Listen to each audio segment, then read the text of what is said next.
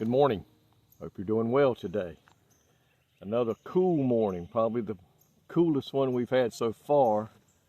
I put on a long sleeve light flannel shirt this morning. Got to get used to it after all those high temperatures we had with a lot of heat indexes. But what a beautiful morning from where I'm sitting, not a cloud in the sky, just a beautiful blue sky. Our God is an awesome God. And you know, according to the Word of God, He is a God to be feared. He's a God to be reverenced. He's a God to be obeyed.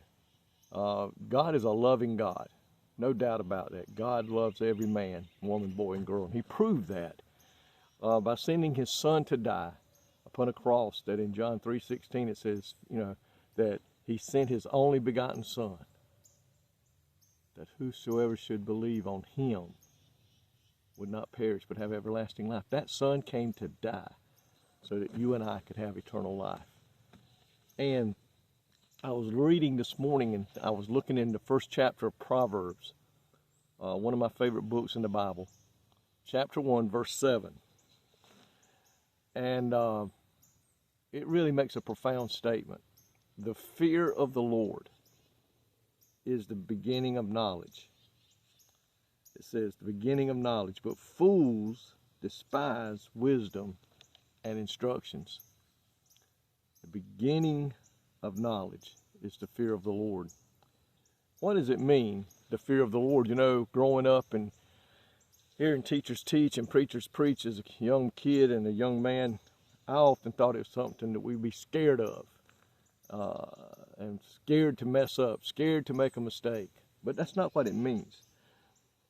A reverent awe, this is what it means, a reverent awe of God's power, His majesty, and His holiness produces in us a holy fear of transgressing His will, revealed will. Such reverence is essential to gaining the heart of wisdom. When we begin to know who God is, what God is for, and what He stands for, and what He is against, that begins to produce in us the fear of the Lord.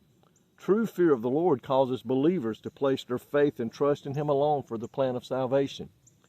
He is a God of forgiveness. He is. He loves us. But He is also a God who is angry about sin and has the power to punish those who sin against His word. He's built a home in glory for those who will follow Him. He's produced a place called hell, not for us, but for the devil and his angels.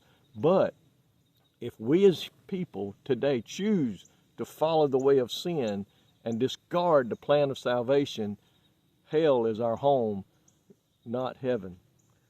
2 Peter 3:9 says, "The Lord is not slack concerning His promise, as some men count slackness, but is long-suffering to usward, not willing that any should perish, but that all should come to the repentance." That is God's will, is that we be forgiven, that we turn to Him and reverence Him for who He is. It was not His will to remove Adam and Eve from the garden, but they sinned. It was not His will for the children of Israel to spend 40 years wandering in the wilderness, but they sinned.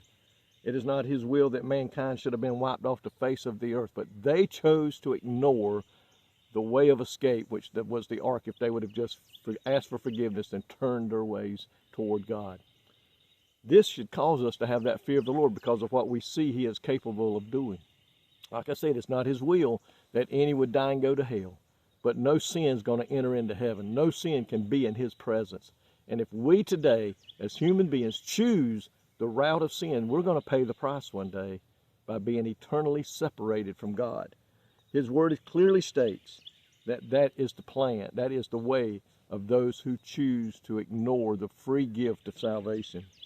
Those who have a fear of the Lord are promised this in Proverbs chapter 22 and verse 4. By humility and the fear of the Lord are riches and honor and life. My friend, today I pray you will choose to fear the Lord and obey His will. God, thank you today for your word, for the warnings that are in your word to cause us to think about which way are we going, which way are we choosing. That your way is the right way. Your way is the way that leads to eternal life.